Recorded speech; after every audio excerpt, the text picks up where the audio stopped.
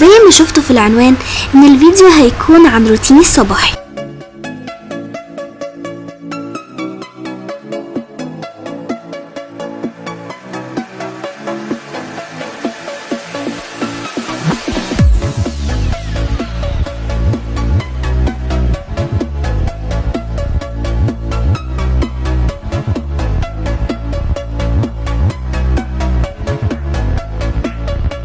طبعا قطتي ما ينفعش تسيبني في حالي نايمة، لازم تيجي دايما عشان تصحيني وتزعجني.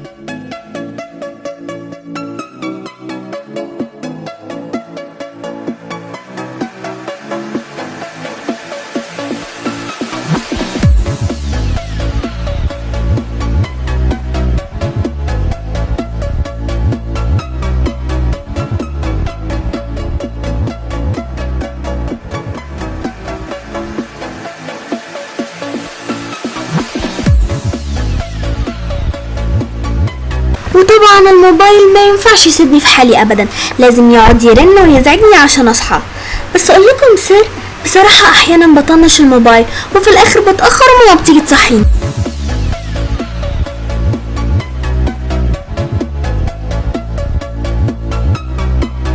المهم بروح اغسل سناني ووشي.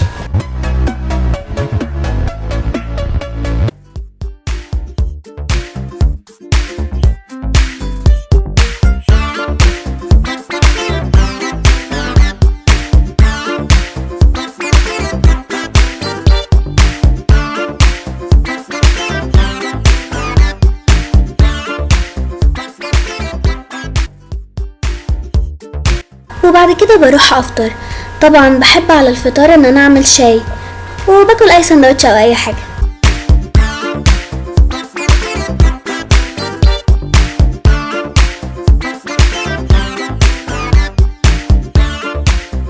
ومع الاكل دايما بحب ان انا امسك الموبايل واقعد اشوف مثلا تعليقاتكم او اخش على اي حاجه واتفرج عليها.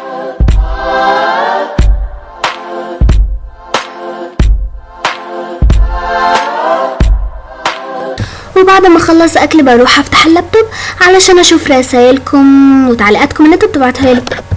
ده لو كان يوم اجازه، وطبعا لو ما كانش يوم اجازه اكيد بلبس وبروح المدرسه.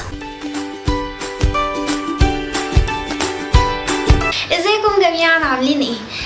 اتمنى يكون الفيديو عجبكم. الفيديو ده ناس كتيرة قوي طلبته مني والاكثر طلبا على قناتي، فحبيت ان انا اعمله لكم ويا رب يكون عجبكم.